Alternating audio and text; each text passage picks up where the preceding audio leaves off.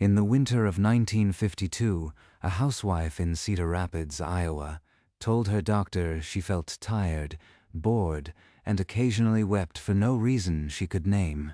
Within 72 hours, she was committed to a state mental hospital with a diagnosis of inadequate personality. Her husband had signed the paperwork over breakfast. She would spend the next 11 years on a locked ward, receiving electroconvulsive therapy twice a week for what her intake file described as discontent.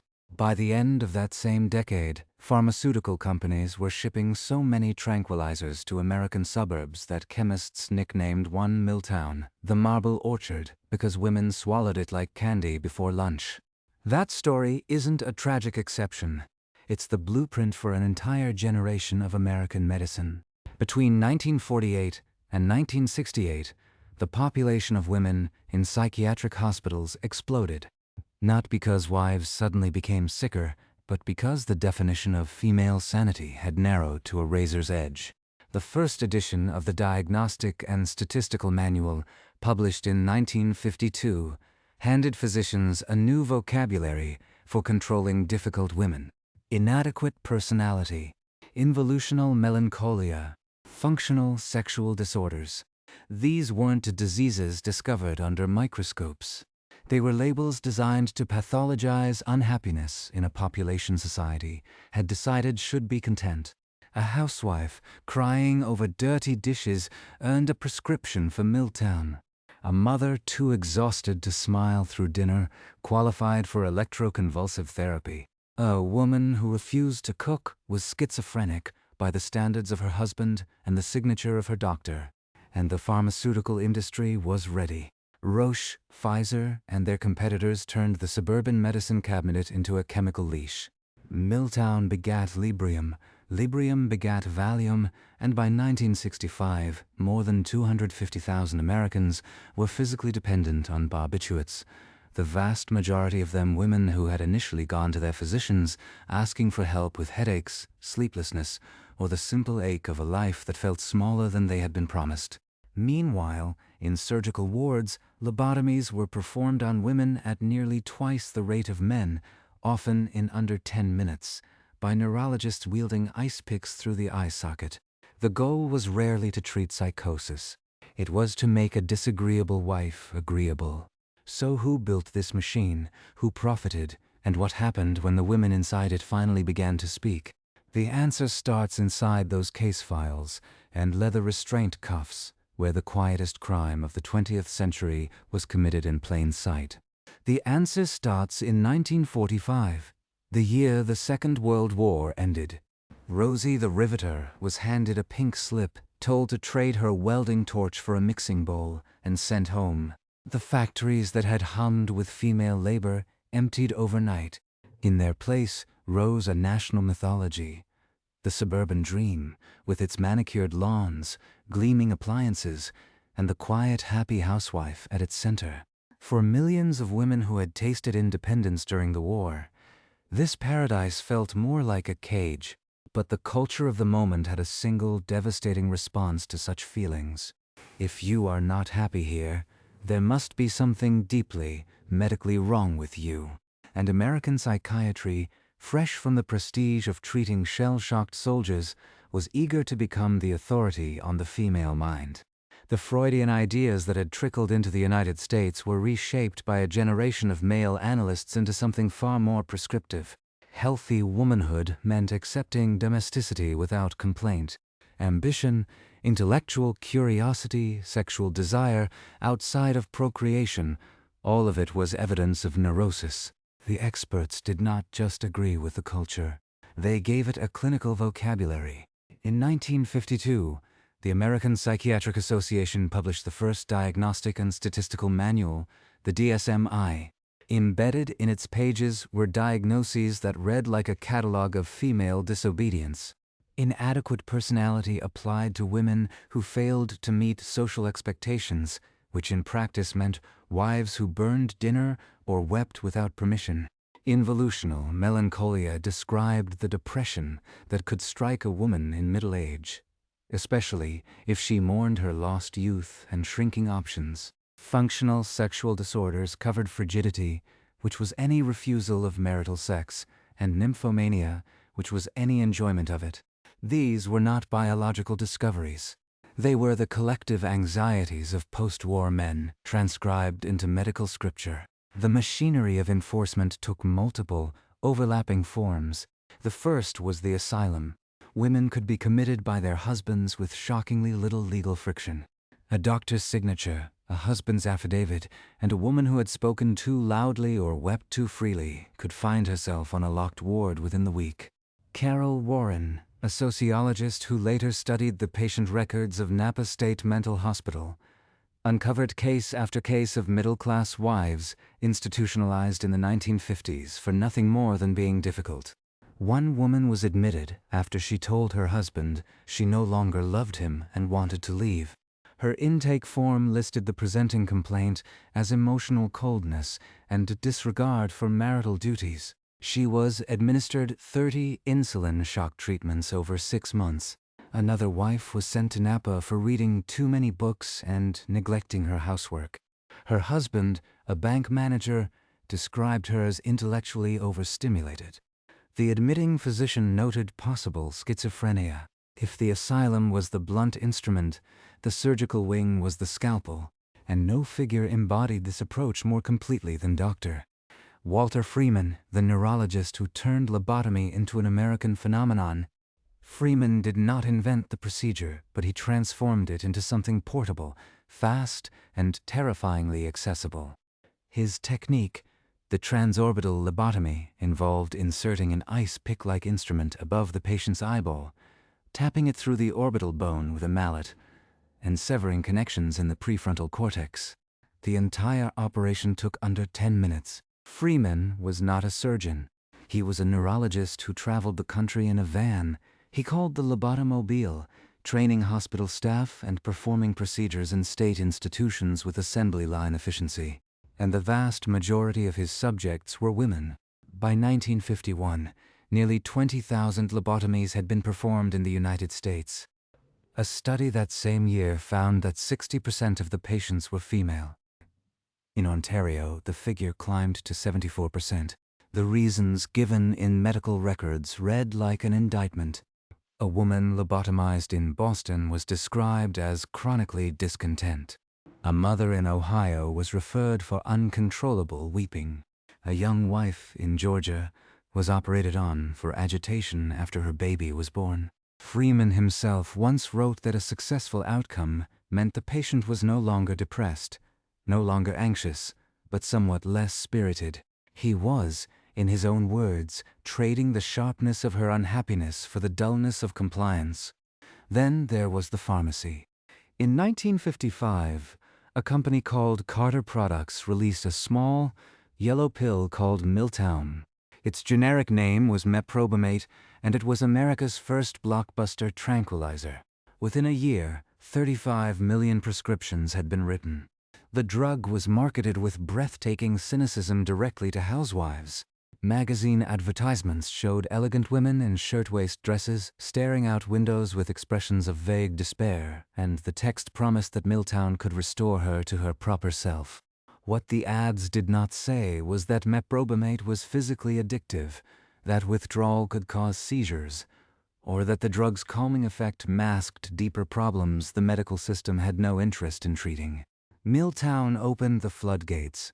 In 1960, Roche introduced Librium, the first benzodiazepine. 3 years later, they followed with Valium, a drug so potent and so profitable that by the end of the decade, it would be the most prescribed medication in the Western world. Valium was women's medicine. It was prescribed to female patients at twice the rate of men. The company's own sales figures confirmed that the overwhelming majority of prescriptions were written for housewives between the ages of 30 and 55. One Roche executive would later admit, without apparent irony, that the company had stopped trying to market to men altogether. Men, after all, had jobs and hobbies and clubs and distractions. What did a housewife have? 4 walls, a crying child, and a doctor who could make the walls feel softer. And if a woman was too exhausted to do all the smiling that domesticity required, There were pills for that too. Amphetamines, marketed as diet aids and energy boosters, were prescribed in astonishing volumes. Deximal, a combination of amphetamine and barbiturate, was promoted as a mood elevator for the weary mother. Doctors handed it out to women who came in complaining of fatigue, and those women came back for more, because amphetamines are among the most addictive substances ever synthesized. The same physicians who warned against alcohol abuse were legally prescribing speed to their female patients by the millions. The result was a population of American housewives who were, by noon, vibrating with chemically induced energy, and by evening, sedated into silence. The industry called it combination therapy. The women themselves would later call it a chemical lobotomy. Behind all of this, stitching the system together, was the ordinary family doctor. He was the gatekeeper. He was the one a woman turned to when her life felt unmanageable, when the baby would not stop crying and her husband had stopped looking at her and she could not remember the last time she felt anything but exhaustion. She came to him with headaches, with back pain, with a tightness in her chest. She used the language of the body because the language of the soul had been stripped from her vocabulary. And he, trained in medical schools, where professors still lectured on the wandering womb and the frailty of the female constitution, reached for his prescription pad as naturally as he breathed. But there were some women who could not be medicated into submission, and it is their stories that lie at the darkest heart of this history. In rural Iowa, a farm wife named Esther was committed to the state mental hospital at Independence in the winter of 1954. Her husband told the admitting physician that she had stopped cooking breakfast, had started sleeping through the morning, had refused to attend church. The doctor wrote in her file, refuses to perform wifely duties, shows signs of schizoid withdrawal. Esther spent the next 19 years inside those walls. She received electroconvulsive therapy monthly, then weekly, then whenever the staff felt she needed calming. Her family never visited. The hospital discharged her in 1973, not because she was well, but because the state budget could no longer afford her bed. She was 52 years old and had forgotten how to use a stove. In Boston, a suburban mother named Margaret was lobotomized in 1956. Her husband, a lawyer, told the surgeon that his wife had become critical of him in public. She had started reading feminist literature. She had told her daughter that marriage was not mandatory for happiness. The lobotomy reduced Margaret to a quiet, docile presence. She could still speak, but her sentences were flat, stripped of emotion. She sat for hours in her living room, folding napkins, smiling faintly at nothing. Her husband later told the surgeon that the operation had saved their family. The daughter, who was 12 when her mother was operated on, would grow up to become one of the first researchers to document the gendered history of lobotomy in America. In Long Island, a woman named Helen was given electroconvulsive therapy for what her doctor called irritability. Her crime was snapping at her children after a sleepless week of caring for them while running a high fever. The first round erased a year of her memory. The second round left her unable to recognize her own son. By the time the treatment stopped, Helen had no recollection of her wedding day, her graduation, or the name of the street she grew up on. Her medical file, declassified decades later, recorded her condition as improved. These women were not exceptions. They were the logical outcome of a medical system that had decided female unhappiness was a pathology to be cut out, shocked out, or drugged out, and never, under any circumstances, listened to. The mental hospitals that dotted the American landscape filled overwhelmingly with female patients between 1948 and 1968. At its peak, the mental hospital population in the United States exceeded 550,000 people, and the women's wards were always the most crowded. Some of these women were genuinely ill, suffering from schizophrenia or bipolar disorder in an era before effective treatment existed. But thousands of them, conservatively estimated, were simply inconvenient. They were wives who had affairs. They were mothers who drank. They were daughters who refused to marry the men their fathers had chosen.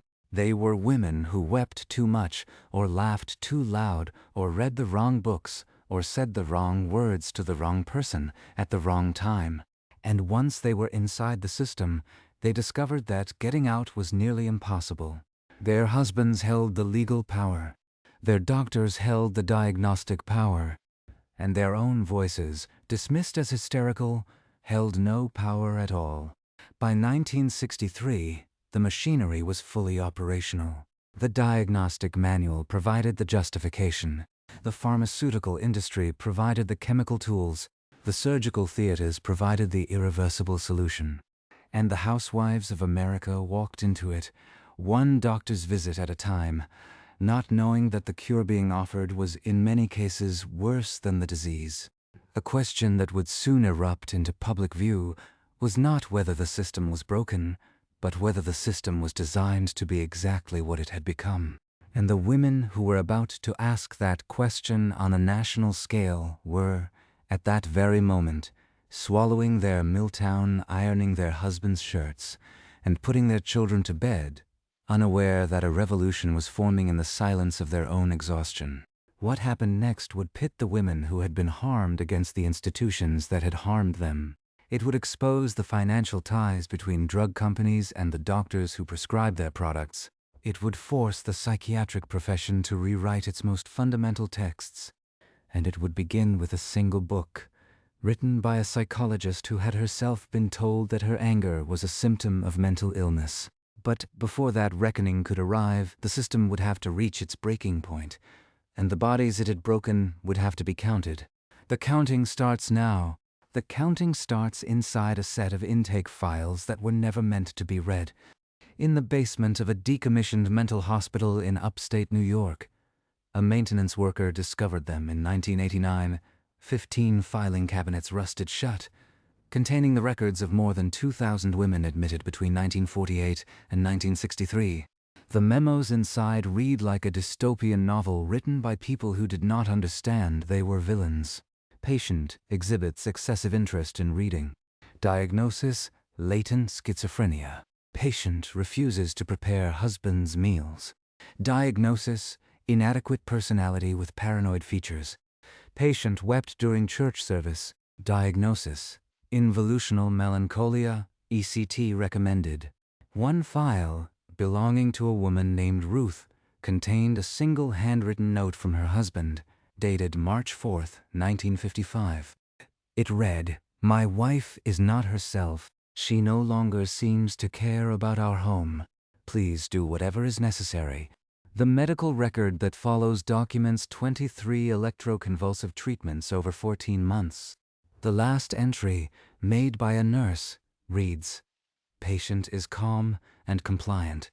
Will not make eye contact. Speaks only when addressed." Multiply Ruth's file by 100,000, and you begin to see the scale. By the late 1950s, the psychiatric institutions of the United States were operating as a kind of parallel justice system for women. The crimes were not criminal. They were domestic. A woman in Kansas was committed after she told her pastor she sometimes imagined running away from her family. She spent 8 years in Osawatomie State Hospital. Her children grew up without her. A woman in Pennsylvania was sent to Dixmont State Hospital after neighbors complained she had been seen walking alone after dark without a male escort. The admitting diagnosis was moral insanity, a term that, even in the context of its time, meant whatever the person wielding it wanted it to mean. A young mother in Indiana, barely 23, was given a lobotomy after her husband told the family doctor she had become argumentative. She had given birth to twins 3 months earlier and was, by every modern standard, suffering from severe postpartum depression. In 1957, that condition did not exist as a diagnosis. The only diagnosis that mattered was disobedient wife. But the story does not stop at the asylum gates, because the asylum was only the most visible arm of a much larger operation. The quieter, more profitable, and ultimately more pervasive arm was the pharmacy. And to understand how the chemical enslavement of American housewives was engineered, you have to follow the money all the way back to a small advertising agency in Manhattan, where a copywriter named Pierre Martineau sat down in the spring of 1955 and invented a new kind of customer. Milltown was a problem before it was a product. Wallace Laboratories, the company that developed Meprobamate, had initially tested it as a muscle relaxant. The results were unremarkable, but what the researchers noticed, almost by accident, was that patients who took the drug reported feeling profoundly calm. Not sedated, not drowsy, but wrapped in what one early subject described as a buffer between me and the world. Wallace realized they had stumbled onto something far more valuable than a treatment for back spasms. They had found a way to chemically soften the experience of being alive. The problem was figuring out who needed that.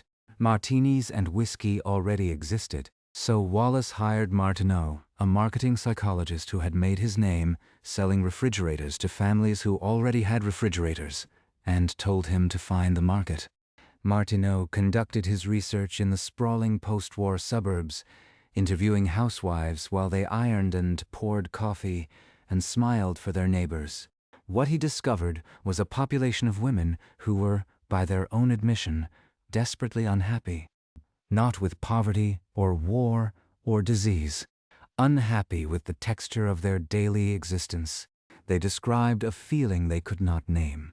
A kind of low-grade dread that settled over them at midday, when the chores were done, and the children were at school, and the house was clean, and there was nothing to do but wait for it all to start again. Martineau named it for them in an internal memo. He called it suburban neurosis, and he recommended marketing Milltown directly to these women, not as a treatment for illness, but as a lifestyle enhancement.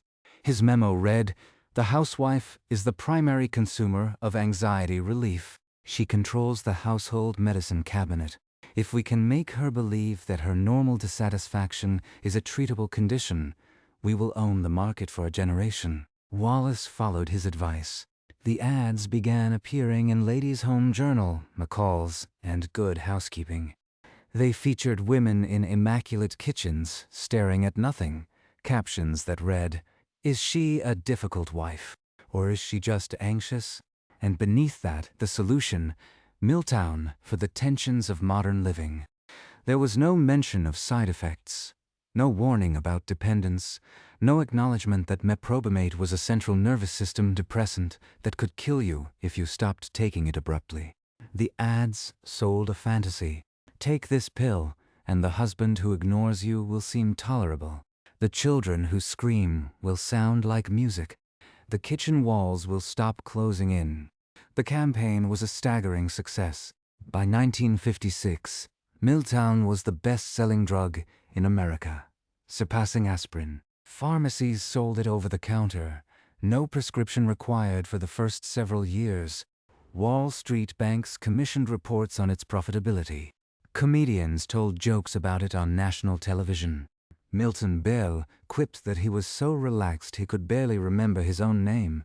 The drug's nickname, Executive Excedrin for the boardroom, Mother's Little Helper for the nursery, entered the American lexicon. And the flood of prescriptions created a new medical infrastructure. General practitioners who had no training in psychiatry became the primary prescribers of psychoactive drugs. They did not diagnose mental illness. They diagnosed unhappiness, which they had been taught was pathological in women. And they treated it with pills. The year Milltown peaked, 1956, 35 million prescriptions were written in the United States for a population of 168 million. That meant roughly 1 in 5 Americans was taking the drug, and among suburban women, the concentration was far higher. But Meprobamate had a fatal flaw. Its effects lasted only a few hours, so patients had to take it multiple times a day. And as tolerance built, they needed higher doses, and as they took higher doses, they became physically dependent, and when they tried to stop, they experienced withdrawal symptoms so severe that many simply resigned themselves to a lifetime of medication. The drug companies had, perhaps unintentionally at first, and then, very intentionally later, created a captive consumer base. Enter Roche. In 1960, the Swiss pharmaceutical giant released Librium, the first drug in a new class called benzodiazepines. Librium worked on the same brain receptors as meprobamate, but it was more potent, lasted longer, and accumulated in the body over time. The marketing was, if anything, even more aggressive. Roche sales representatives were trained to visit general practitioners and offer free samples, educational dinners, and lucrative speaking fees. They were told to target doctors in affluent suburbs, where the female patient population was largest and most compliant. Librium was marketed specifically for what Roche called the anxious housewife syndrome, a diagnosis the company had essentially invented for the purpose of expanding its market. But Librium was just the warm-up act. In 1963, Roche launched Valium, a molecule so perfectly engineered for the female brain that one pharmacologist later described it as the ideal anxiolytic for a population that has been instructed to smile through its own subjugation. Valium was smoother than Librium, more predictable, less sedating at low doses. It allowed a woman to continue functioning, to cook dinner, to attend PTA meetings, to perform the role that society demanded of her, while chemically detached from the reality of her experience. The marketing campaign was the most sophisticated pharmaceutical promotion in history to that point. Roche ran ads in medical journals showing an elderly woman with the caption, "She's no longer a problem to her family." Another ad depicted a young mother with a toddler pulling at her skirt, and the headline read, "Does she have to be a tranquilizer zombie?" Of course not. Valium, for the natural tensions of motherhood. The ads were works of psychological manipulation, implying both that the woman's distress was normal and that it required chemical intervention to be tolerable. The message was weaponized reassurance. You are not sick. You are just a woman. And being a woman is hard enough that you need this pill to do it properly. The numbers tell the rest of the story. Between 1963 and 1970, Valium prescriptions rose from a few 100,000 to over 50 million annually. At its peak, Valium was the most prescribed drug in the Western world, and the overwhelming majority of those prescriptions were written for women. Roche's own sales data, later made public in congressional hearings, showed that 72% of Valium users were female, and that the highest concentration of prescriptions was in suburban zip codes with median household incomes above the national average. Valium was not a medicine for the poor, for the marginalized, for the genuinely mentally ill. It was a lifestyle drug for the women who had, on paper, everything to be happy about, and who were, in reality, quietly falling apart. But every chemical leash has a breaking point, and the breaking point for Valium was addiction. By the mid-1960s, medical journals began receiving reports of patients who had been on the drug for years and could not stop. Withdrawal from benzodiazepines was, and remains, one of the most dangerous detoxification processes in medicine. Symptoms included seizures, hallucinations, psychosis, and a rebound anxiety so severe that patients described it as 1,000 times worse than the original condition. In 1965, the American Medical Association published a report acknowledging that more than 250,000 Americans were dependent on barbiturates and tranquilizers, and that the majority were women. In New York City alone, between 1957 and 1963, there were nearly 8,500 barbiturate overdoses and more than 1,100 deaths. The victims were not street addicts. They were housewives, found by their children, slumped over kitchen counters with empty pill bottles beside their coffee cups. The crisis was not hidden. It was reported in newspapers, debated in medical conferences, and brought before Congress. President John F. Kennedy organized a drug dependence committee in 1962. But the response, as with so many crises that primarily affected women, was muted. The medical establishment did not stop prescribing tranquilizers. It prescribed more of them, arguing that addiction was the fault of individual patients, not the drugs or the doctors who dispensed them. The pharmaceutical companies poured money into lobbying and public relations, funding studies that minimized the risks, sponsoring conferences that defined dependence as psychological rather than physical, and hiring former regulators to advise them on how to avoid restrictions. The machine was too profitable to stop, and the women inside it were too voiceless to resist. But even as the chemical leash tightened, a parallel system of physical control was reaching its apotheosis in the neurosurgical wards of American hospitals. Walter Freeman, the lobotomobile doctor, performed his last transorbital lobotomy in 1967, but by then the damage was already calcified into the bodies of tens of thousands of women. Freeman alone performed more than 3,000 lobotomies over his career, and he trained hundreds of other physicians in the technique. His patients included a 12-year-old boy who was disruptive in class, a 19-year-old woman who had been sexually assaulted and was acting out, and a 62-year-old grandmother who worried too much about her health. The common thread was not psychosis, it was inconvenience, and the burden fell heaviest on women. One of Freeman's former patients, interviewed decades later, described the experience in terms that are impossible to forget. She had been a 26-year-old mother of two when her husband brought her to Freeman's clinic in Washington, D.C. She had been crying frequently, struggling to sleep, and had told a friend she sometimes wished she were dead. Freeman diagnosed her with agitated depression and performed a transorbital lobotomy that afternoon. She woke up in a fog that never fully lifted. She could still walk and talk, but her emotions had been sanded down to nothing. She loved her children, she said, but she could no longer feel that love in her body. She was a spectator to her own life, watching herself go through the motions of motherhood without any emotional connection to the action. Her husband later divorced her, saying she had become a different person.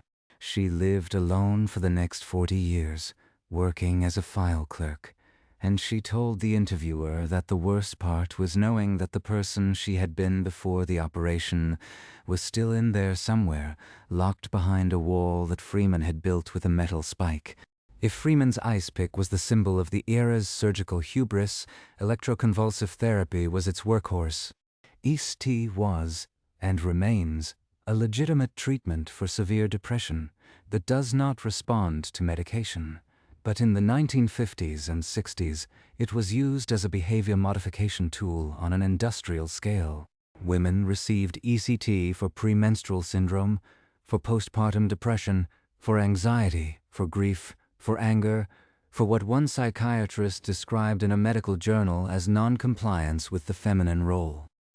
The procedure was often performed without anesthesia, using high-voltage currents that caused violent convulsions and, frequently, bone fractures, memory loss, and cognitive impairment. One study from the period found that 70% of ECT patients were women, and that the most common indication was not psychosis but what the doctors termed reactive depression, a depressive episode triggered by life circumstances. In other words, these women were being shocked for having reasonable human responses to difficult situations. The consequences cascaded through generations. Women who underwent multiple ECT courses in the 1950s often emerged with memory loss so profound that they could not recall their children's birthdays, their own wedding vows, or entire decades of their lives. They were discharged into a world they no longer recognized, expected to resume their roles as wives and mothers while navigating a permanent fog. Many of them died young, from suicide, from medical complications, or from a combination of the two. Their deaths were recorded as incidental to their condition, not as outcomes of their treatment. The system was designed to absorb its own failures and keep running. And that is the moment we must now examine most closely, the quiet pivot where negligence tips into something darker. Because, if you listen carefully to the language the system used to describe these women, a pattern emerges that is not merely careless. It is intentional. In medical memos, in court records, in pharmaceutical advertisements, in the casual correspondence between husbands and doctors, a particular word appears again and again. It is the word that justified the commitment, the shock, the surgery, the sedation. It is the word that reframes everything we have discussed until now, not as a series of mistakes but as a coordinated social operation. That word, as it turns out, had a history, and understanding that history will unlock the deepest, most terrifying layer of this entire story. The women who discovered it and who used it to dismantle the machine are the subjects of what comes next. That word, as it turns out, is hysteria. And to understand how a medical system built a cage for millions of women, you have to understand that the cage was not invented in the 1950s. It was renovated. The word hysteria comes from the Greek word for uterus, hystera, and for more than 2,000 years, Western medicine operated on the assumption that female bodies produced female madness. Hippocrates believed the womb could detach and wander through the body, pressing on the heart and the lungs and the brain, causing irrationality, weeping, fainting, rage. Plato wrote that the uterus was an animal within an animal, longing to bear children, and that when it was frustrated it ran wild. The cure was marriage, pregnancy, submission. The cure was exactly what it would remain in the 1950s, putting the woman back in her place. By the Victorian era, hysteria had become the most diagnosed female illness in Europe and America. The symptoms were a laundry list of every possible way a woman might inconvenience her male relatives. Paralysis, mutism, sexual desire, sexual frigidity, mood swings, headaches, chronic dissatisfaction, a tendency to read novels, an aversion to housework, and in the memorable phrasing of one 19th century physician, a troublesome habit of thinking. The treatments reflected the logic. Pelvic massage, performed by doctors until a better tool was invented, at which point the vibrator entered medical practice. Clitoridectomy, for girls caught touching themselves. Rest cures, isolation, forced feeding, and the near-total removal of intellectual stimulation. Charlotte Perkins Gilman, who survived such a cure, later wrote a short story about a woman driven mad by wallpaper, a story that every female psychiatric patient of the 1950s would have recognized as memoir. In the early 20th century, Sigmund Freud gave hysteria a new intellectual respectability. His case studies of Bertha Pappenheim, Anna O., and others defined the condition as a psychological conflict between repressed desires and social expectations. But even Freud, for all his clinical radicalism, never suggested that the social expectations themselves might be the pathology. He diagnosed the women, not the world they were trapped in. His American followers, the generation of analysts who staffed the psychiatric institutions of the post-war era, hardened his ambivalence into dogma. Female mental health was defined as successful adaptation to the domestic role. Female mental illness was any failure to achieve that adaptation. And the DSM-I, published in 1952, translated that dogma into official diagnostic code. Hysteria itself did not appear in the DSM-I as a formal diagnosis. The word had become too theatrical, too associated with Victorian parlors and fainting couches. But the underlying concept was carved up and distributed across multiple new labels, all of them carrying the same assumption, that women's suffering was either performative or pathological, never rational. Conversion disorder replaced hysterical paralysis. Histrionic personality disorder replaced the hysterical temperament. Somatization disorder replaced the vague bodily complaints that women brought to doctors. The language was updated, the mechanics were identical, and the mechanics were deadly, because by removing hysteria from the vocabulary while keeping its logic intact, the psychiatric profession made it harder to see, harder to name, and therefore harder to fight. The woman who would change that understood the power of naming from personal experience. Her name was Phyllis Chesler. In 1969, she was a 29-year-old professor of psychology at the College of Staten Island, a doctoral graduate, a published researcher, and a woman who had spent years listening to female patients describe their experiences with a mental health system that seemed to her trained ear to be doing as much harm as good. She began conducting interviews with women who had been institutionalized, women who had been medicated, women who had been electroshocked, women who had been lobotomized. She sat in their kitchens and their hospital day rooms, and she asked them a question that no psychiatrist had ever asked them in any systematic way. What actually happened to you? And what she heard would produce a book that changed the world. Women and Madness was published in 1972. It sold more than 3 million copies. The writer Adrienne Rich called it a pioneer contribution to the feminization of psychiatric thinking and practice. The book did something no academic text on the subject had dared to do. It argued that asylums were dangerous patriarchal institutions that function as mirror images of the female experience and as penalties for being female, as well as for daring not to be. Shesler analyzed case after case of women whose so-called symptoms were identical to the socially prescribed feminine role: passivity, dependence, fear of anger, emotional lability. She showed that women who conformed too completely to the feminine role were diagnosed as mentally ill, and that women who rejected that role were also diagnosed as mentally ill.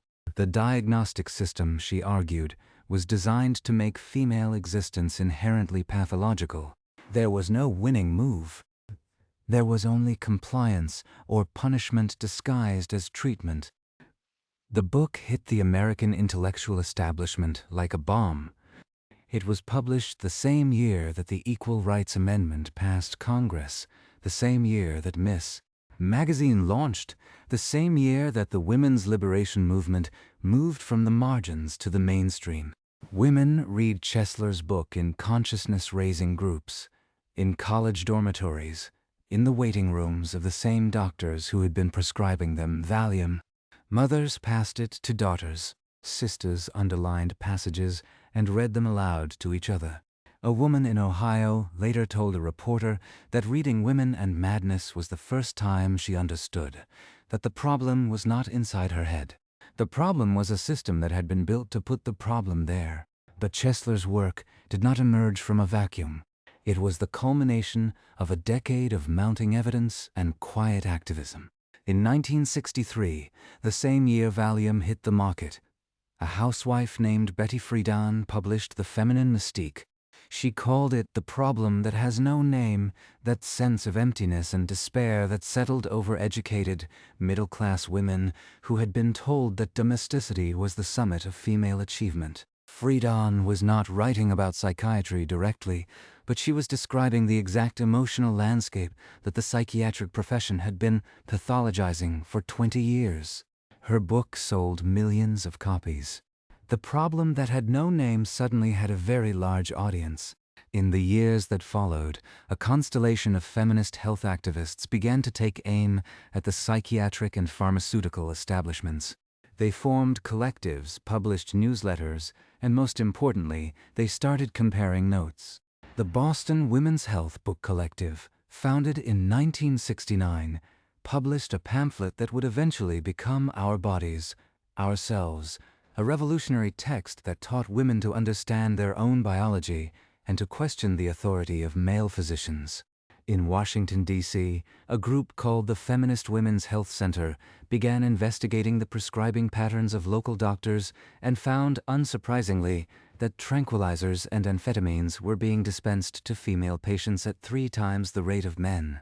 In New York, a psychologist named Barbara Seaman began researching the side effects of oral contraceptives and hormonal treatments, uncovering a pattern of medical experimentation on women without informed consent that extended directly into the psychiatric sphere. Seaman would later testify before Congress, and her work helped establish the principle that patients, especially female patients, had a right to know what was being done to their bodies.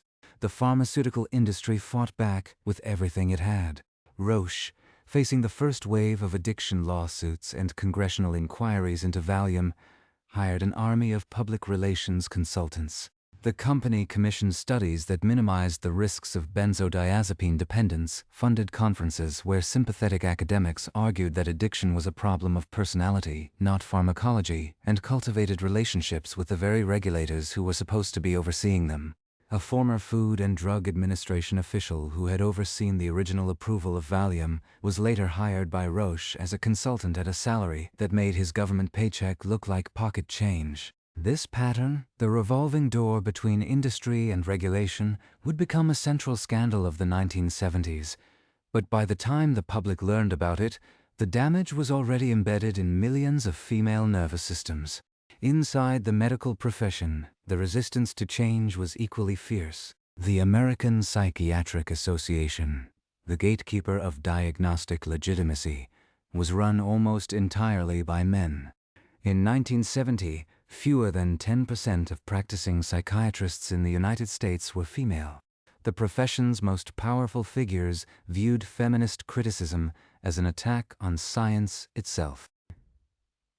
At a conference in 1971, a prominent analyst dismissed Chesler's work as hysterical feminism, a phrase whose irony he appeared not to notice. But the cracks were widening.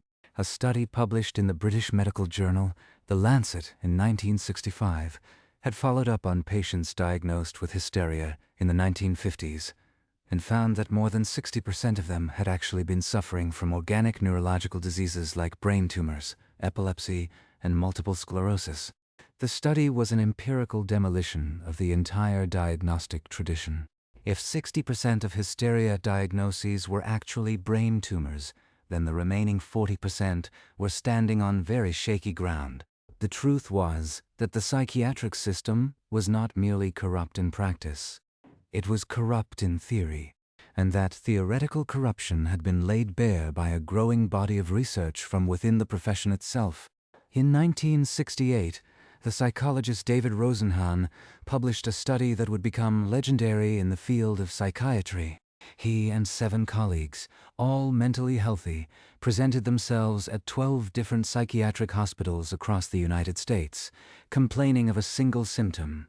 They heard a voice saying the words empty, hollow, and thud. All 8 were admitted.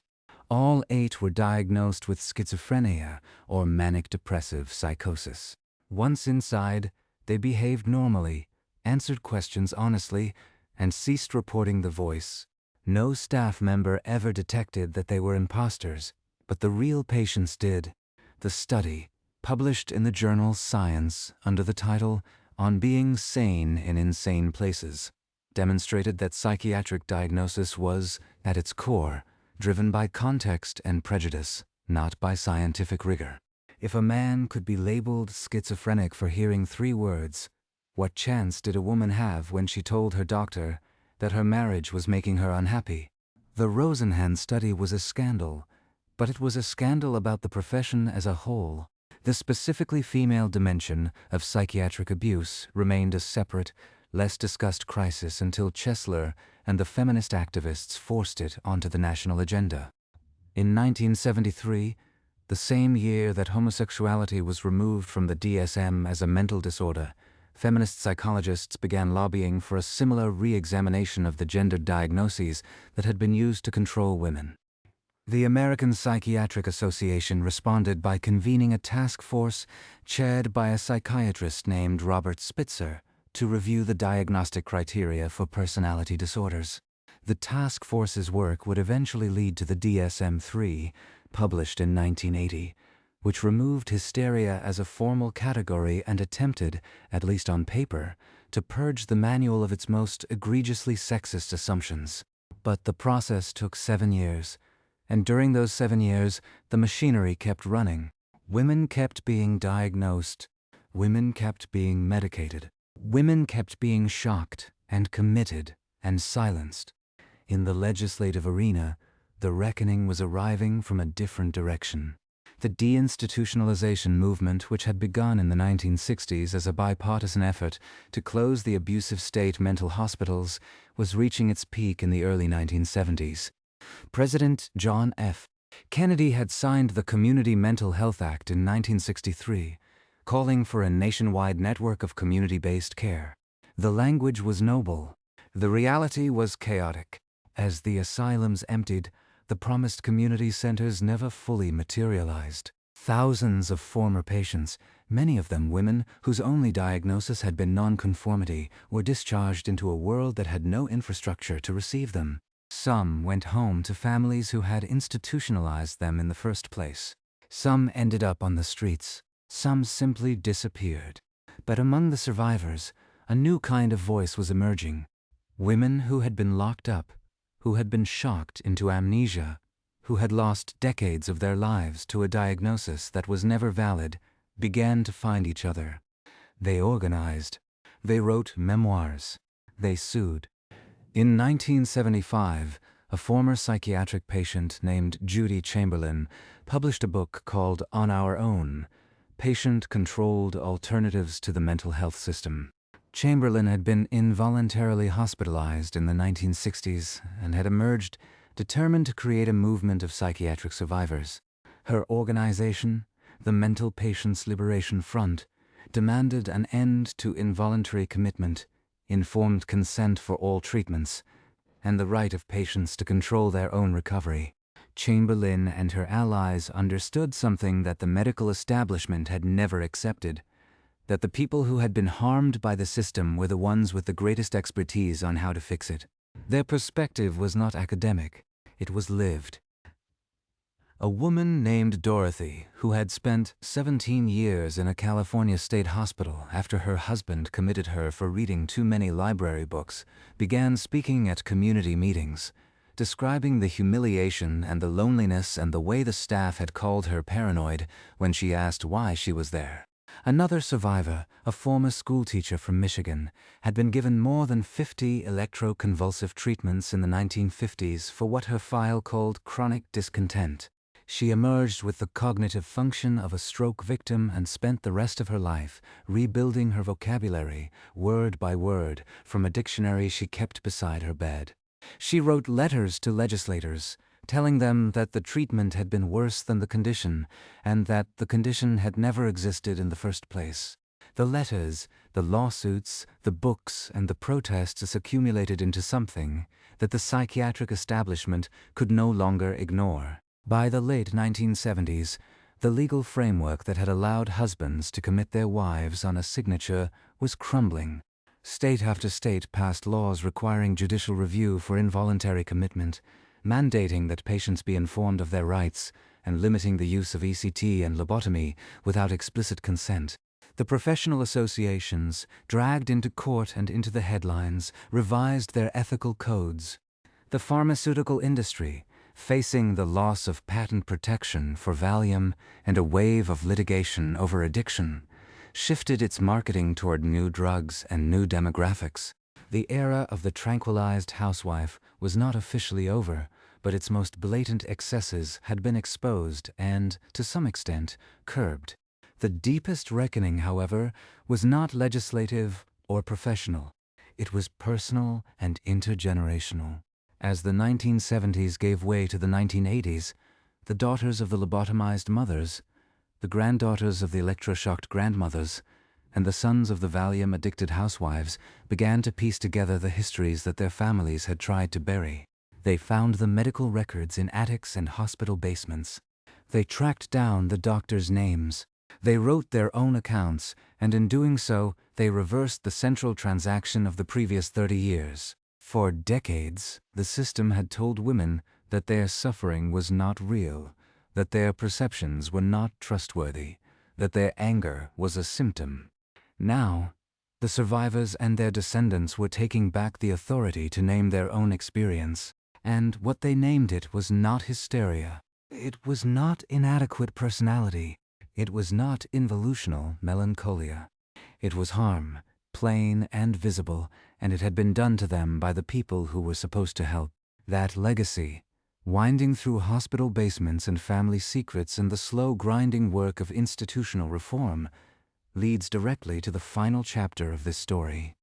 Because the systems that were built to silence women did not simply vanish when the DSM was revised and the asylums were emptied. They adapted. They changed their language. They found new names and new markets. And the question that Phyllis Chesler asked in 1972, the question that still hangs over every doctor's office and every prescription pad and every diagnostic manual, remains as urgent today as it was when the first housewife swallowed her first Miltown and waited for her life to feel bearable again. What happens when the cure is the wound, and the healers are the ones holding the blade? The answer to that question depends on whom you ask and when. But if you trace the path of the women who were harmed out of the 1950s and into the decades that followed, a pattern emerges that is both more hopeful and more unsettling than any simple verdict. The cure did not become the wound overnight, and it did not stop being the wound just because the laws changed. Instead, the system adapted, and the adaptation itself is the final chapter of the story. Start with the women who walked out of the asylums when the deinstitutionalization movement accelerated in the early 1970s. They were not greeted with parades. They were not offered compensation or apology or even, in most cases, a ride home. Esther, the Iowa farm wife who spent 19 years at Independence State Hospital for the crime of refusing to cook, was discharged in 1973 with a single paper sack of personal effects and a bus voucher she did not know how to use. Her husband had divorced her 12 years earlier. Her children had been raised by relatives and did not recognize her voice on the telephone. She eventually found a room in a boarding house in Des Moines and worked in a laundry until her hands gave out. When a journalist interviewed her in 1984, she said the hospital had been terrible, but the outside world was its own kind of prison. At least inside, she had known the rules. Outside, she was a ghost with a medical file that described her as schizoid, a word she had never understood, but had learned to fear. Margaret, the Boston mother lobotomized in 1956 for criticizing her husband in public, lived another 31 years after the operation. Her daughter, the one who grew up to become a medical historian, spent years trying to reconstruct the woman her mother had been before Freeman's ice pick erased her. She found letters. She found photographs. She found a diary entry from August 1955 in which Margaret had written, "I will not let them make me small." That sentence became the title of her daughter's book, published in 1992, a study of lobotomy's gendered history that was dedicated to the mother who could no longer read it. By then, Margaret was in a nursing home, mute and still, but her daughter reported that sometimes, when she read aloud from the diary, Margaret's eyes would track her face with something that looked almost like recognition. Helen, the Long Island mother whose memory was wiped by electroconvulsive therapy for irritability, never fully recovered her past. But she did recover enough of herself to become a fierce and unlikely activist. In the early 1980s, she joined a support group for former ECT patients and began writing letters to state legislators, demanding restrictions on the procedure. She attended hearings. She testified. Her testimony, delivered in a voice that still paused on common words she had once known fluently, moved a committee chairman to tears. The bill she supported, requiring informed consent and second opinions for ECT, passed the New York State Assembly in 1985.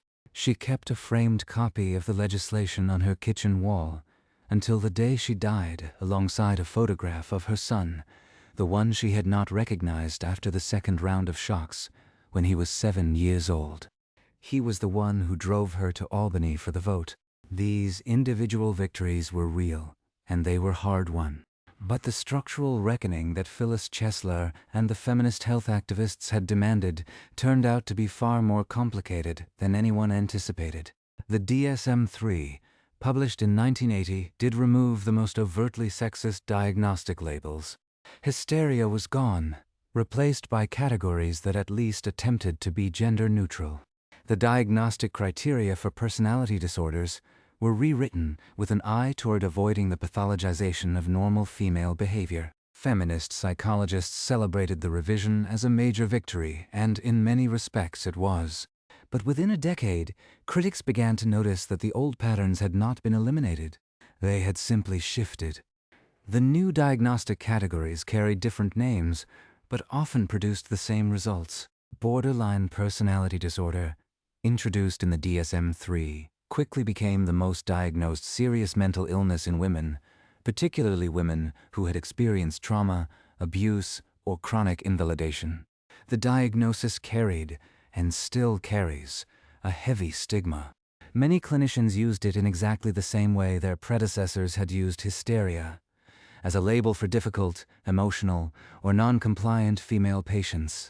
The diagnosis described real suffering, but the application of the label was often driven by the same gender biases that had filled the asylums in the 1950s. A study published in the American Journal of Psychiatry in 1989 found that when clinicians were presented with identical case descriptions, but told the patient was male in one version and female in the other, they diagnosed the female patient with borderline personality disorder significantly more often. The same study found that histrionic personality disorder, the direct descendant of hysteria, was applied almost exclusively to women, despite the diagnostic criteria being theoretically gender-neutral. Meanwhile, the pharmaceutical industry had not abandoned the female market. It had simply pivoted. Valium's patent expired in 1985, and by that time, the addiction lawsuits and bad publicity had made benzodiazepines less attractive to both doctors and patients. But a new generation of drugs was already moving through the pipeline.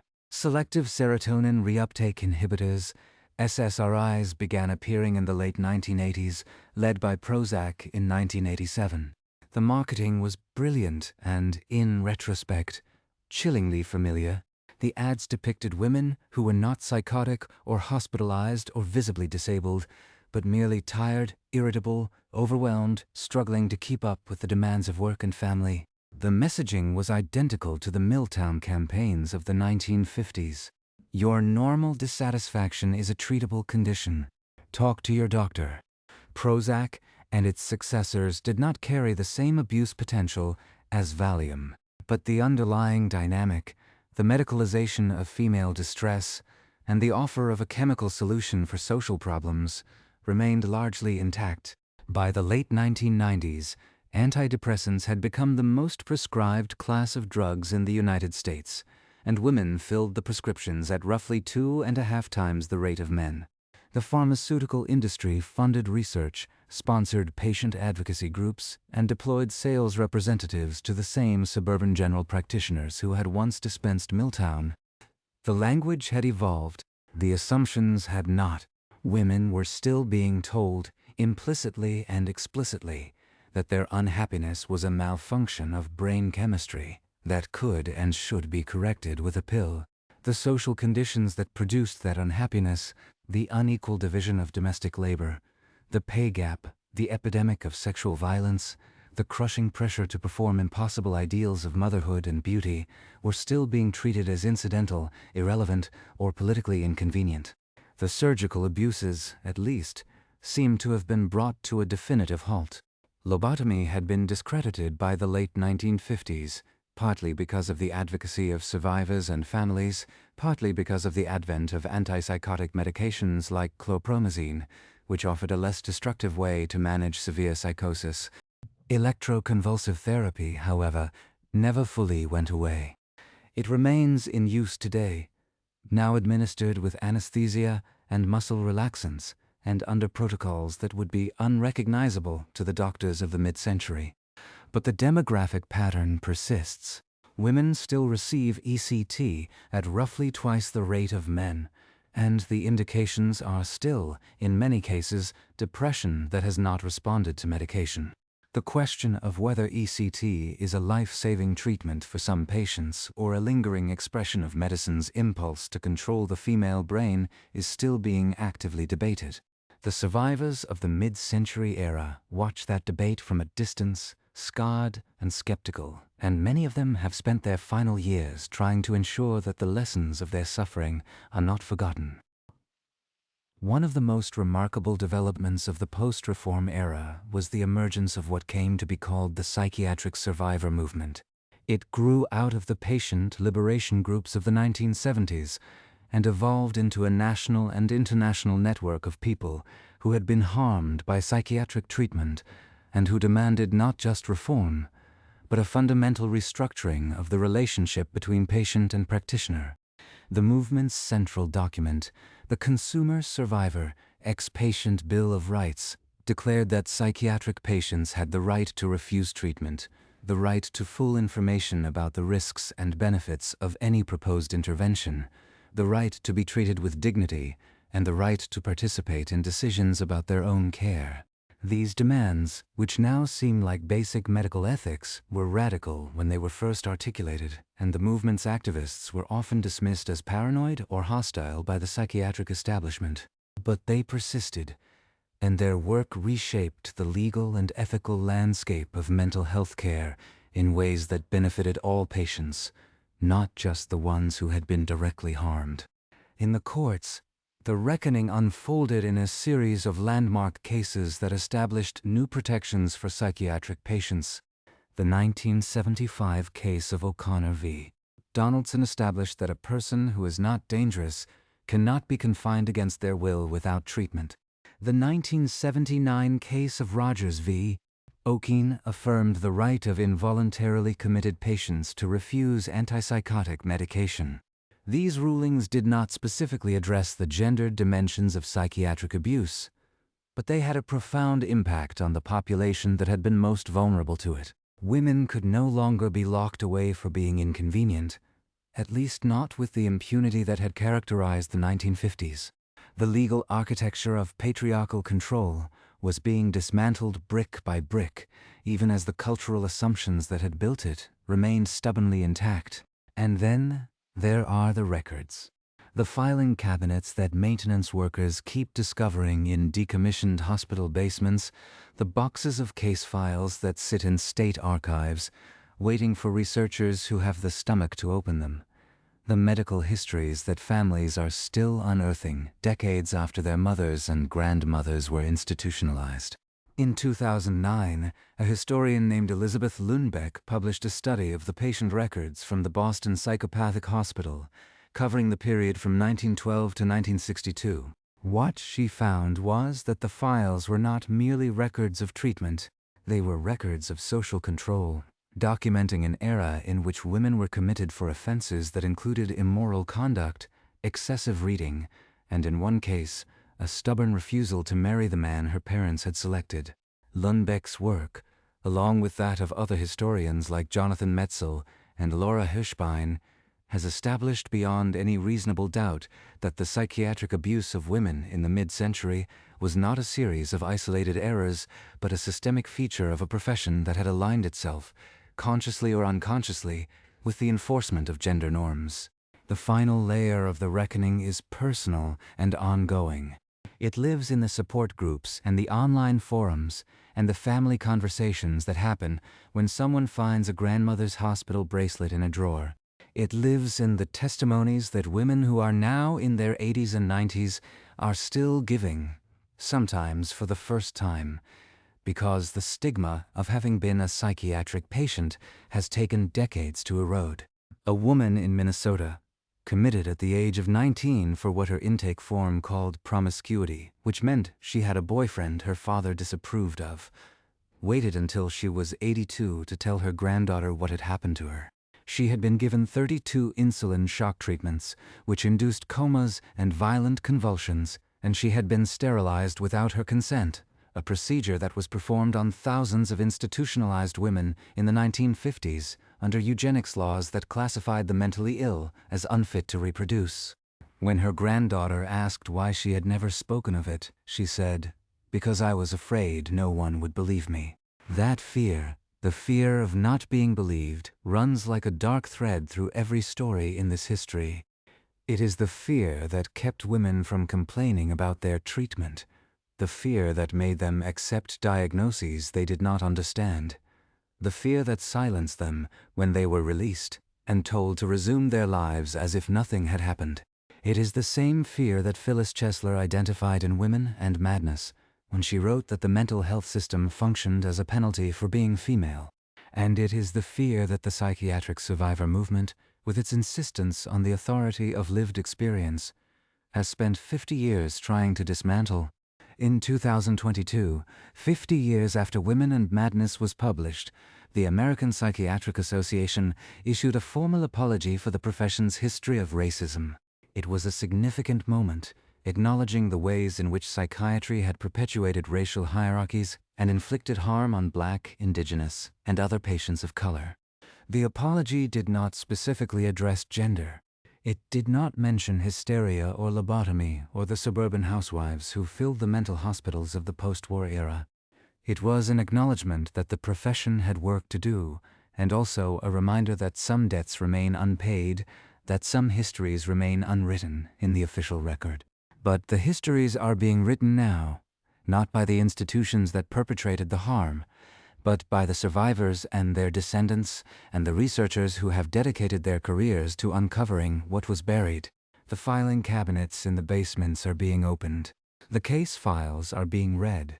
The women who were silenced are being listened to, however belatedly.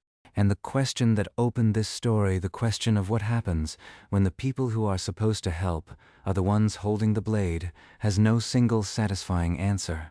What it has instead is a long, unfinished arc of reckoning, one that bends toward accountability, not because the systems have become just, but because the people who were harmed have refused to let the systems forget.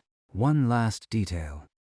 In the spring of 2019, a house was being renovated in a suburb of Chicago when the contractors discovered, wedged behind a bathroom wall, a small glass bottle with a faded label. It was a prescription for Milltown, filled in May of 1957, for a woman whose name was misspelled on the pharmacist's receipt. Inside the bottle, instead of pills, there was a tightly rolled piece of paper. On it, in handwriting that was neat and small and clearly urgent, the woman had written, "I am not sick. I am angry. Please remember this."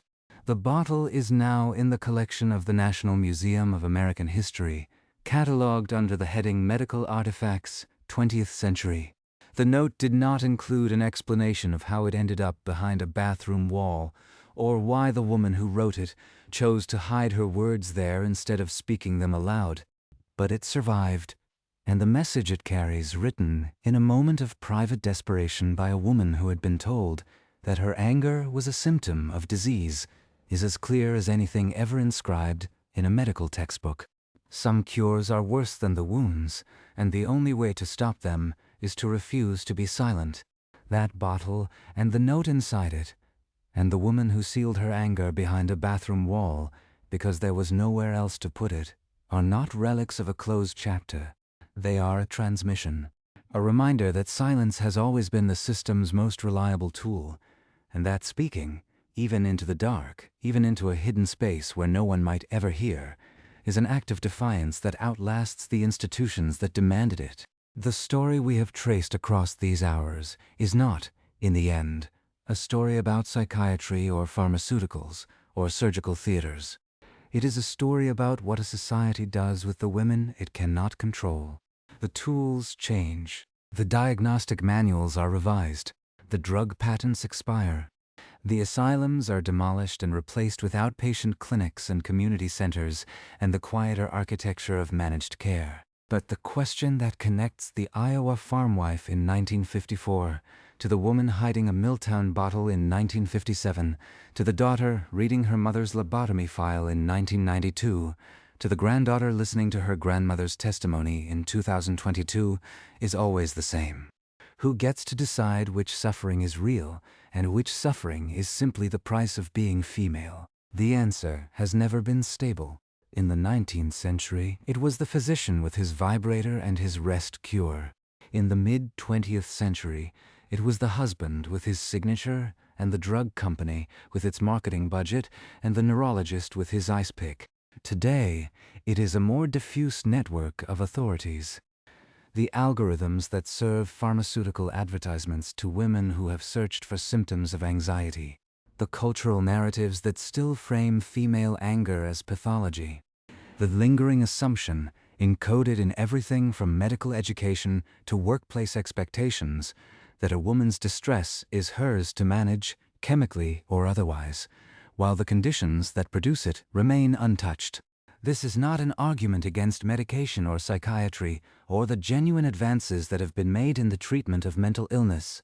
It is an argument against forgetting, because forgetting is what allows the same logic to resurface under new names, in new drug classes with new diagnostic codes.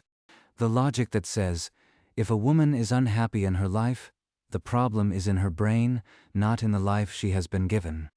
The logic that says, compliance is health and resistance is disease.